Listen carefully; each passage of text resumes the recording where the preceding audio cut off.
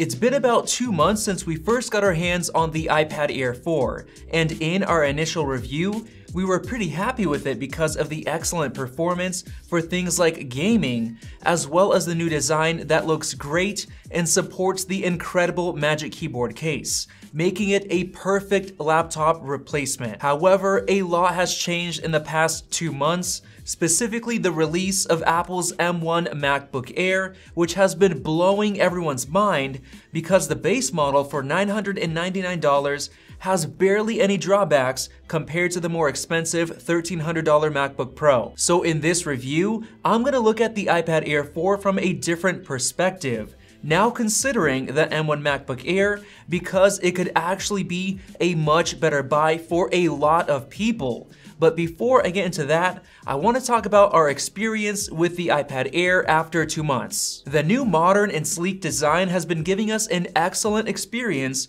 compared to Apple's previous budget 10.2-inch iPad and iPad mini. The new rounded corner display is just so much more immersive compared to those other iPads, and this feature alone, along with the premium flat design, makes it worth the extra cash over those iPads. Seriously, the design makes all of the difference in day-to-day use. However, I'm starting to absolutely hate the new Touch ID sensor because I'm used to using the iPad Pro with Face ID, which honestly works so much better than Touch ID. But in terms of performance, the A14 Bionic chip in the iPad Air is really impressive because I haven't noticed it being any slower than the Pro for everything, including gaming performance. The only downside compared to the iPad Pro is that it doesn't get the 120Hz display. But surprisingly, even without that, the Apple Pencil note-taking performance was really great. So overall, I've been extremely happy with the iPad Air 4 over the past 2 months, at least in terms of tablet use, with it being very reliable for both apps and games. But perhaps my favorite part about this new iPad Air is that it supports the Magic Keyboard case, which I absolutely love because Apple totally nailed the keyboard, making it feel like an actual MacBook keyboard. And as for the trackpad, it also feels like a MacBook trackpad because you get an even clicking feel no matter where you tap or click. Unlike Windows laptops, which use a traditional diving board design that doesn't feel great at all. And to my surprise, it supports all of the same gestures, like pinch to zoom and using 3 fingers to swipe between apps. These gestures come directly from MacBooks, and they work incredibly well on the iPad Air with the Magic Keyboard case. And that's why I called it an excellent laptop replacement. The main downside is that it costs $300, and if you buy an Apple Pencil on sale on Amazon for $100 to take advantage of the best note-taking experience you can get on any tablet, the price of this iPad Air laptop setup goes up to exactly $1,000, making it the perfect base MacBook Air contender. Now yes, not everyone wants a keyboard case for their iPad, and even those who do can find other options like the Logitech Folio Touch for $160, but the Magic Keyboard case is the only one that is so good that it can actually compete with the keyboard and trackpad on a MacBook Air, and that's why I chose it. So now I'm gonna get into the advantages and disadvantages of buying the iPad Air 4 compared to buying the M1 MacBook Air, including things like day-to-day experience, professional use, app support, performance, gaming, and more. Getting started, the iPad Air has the massive advantage of being able to be used as a tablet because of its touchscreen display, which enables Apple Pencil support, which is the biggest advantage it has. The MacBook Air obviously doesn't have a touchscreen display, and you can't really use it while walking around the house like you can with the iPad.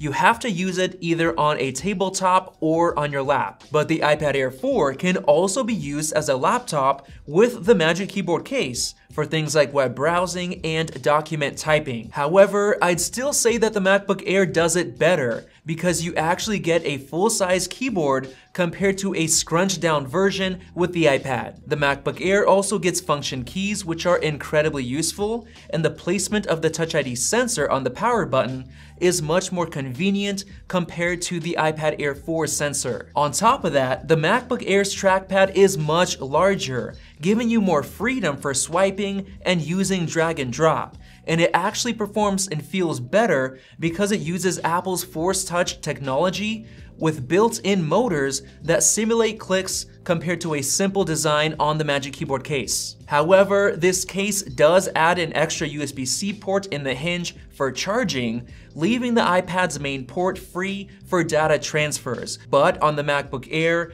either of the two ports can be used for transferring data, including high-speed Thunderbolt 3 support, which you cannot get on the iPad. Now, by far, the most annoying thing about using the iPad Air as a laptop replacement with that Magic Keyboard case is that if you're in a Zoom call, the webcam ends up on the side of the iPad. So it looks really weird when you look at the display like you normally would. Yes, it does use a higher quality camera compared to the 720p webcam on the MacBook Air, but there's surprisingly not that big of a difference. Just check it out for yourself. This is a microphone and webcam quality test on the 2020 iPad Air 4. And this is a microphone and webcam quality test on the 2020 M1 MacBook Air. So yeah, it's definitely a bit annoying that the webcam is on the side, but the worst part is that when you're in a Zoom call, your webcam shuts off when you start multitasking. And that's what I want to get into next. The MacBook Air just does a much better job for multitasking.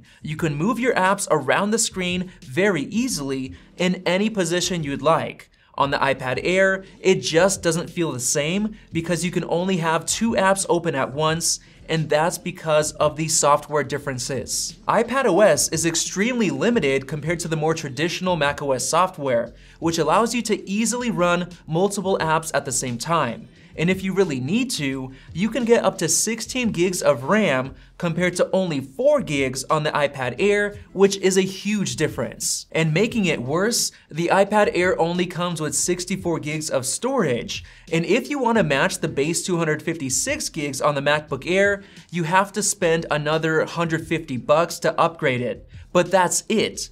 No further SSD options beyond that, which is extremely limiting compared to the MacBook Air, which supports up to 2 terabytes of storage. But getting back to software support, the M1 MacBook Air supports so much more apps, including x86 apps, which run extremely well using Rosetta.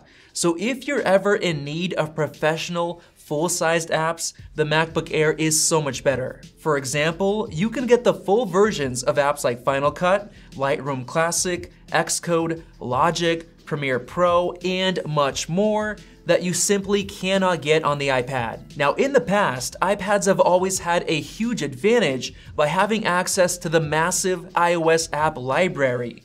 But now, everything has changed with the M1 Max. The new M1 MacBook Air can essentially download and use every single app that's available on the iPad if you take advantage of sideloading. For example, I was able to play Call of Duty Mobile with controller support right on the MacBook Air in full screen mode with excellent performance. Taking it even further, I was able to play 4 iPad games at the same time, while being able to control them and view them all at once, which you can't do on the iPad. And as for performance, all 4 apps ran perfectly without stressing the M1 chip at all. The only issue I had was with touch-based games, which require a touchscreen to work properly. For games like that, the iPad is definitely the right choice, especially since you can use it like a tablet while playing on the couch or walking around, which is the only real gaming advantage for the iPad Air. Now, on the other hand, the M1 MacBook Air can also play Mac games using Rosetta, like League of Legends and CSGO.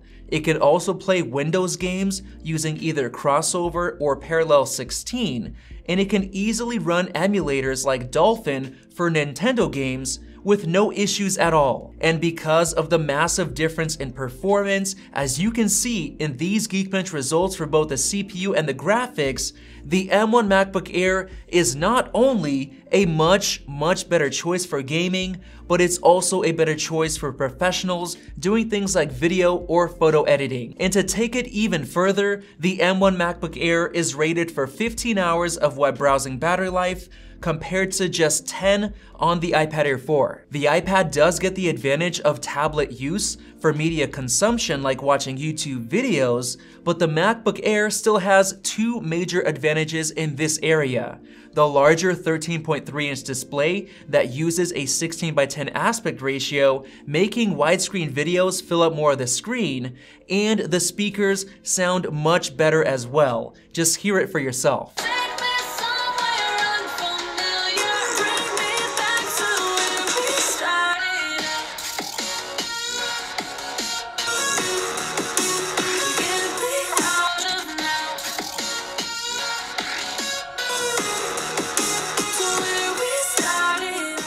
So based on all of that, you can tell that I'm extremely excited about the M1 MacBook Air, and I think it's totally worth the extra cash over the iPad Air 4 for everyone, except for those who prefer to have a touch-based tablet experience with Apple Pencil support. So here's the final rundown to finish off this review. The iPad Air 4 is great, but the M1 MacBook Air is much better. If you disagree with me, go ahead and comment your thoughts down below, and be sure to check out our M1 MacBook Pro review right over there. Thank you guys for watching, and we'll see you in the next one.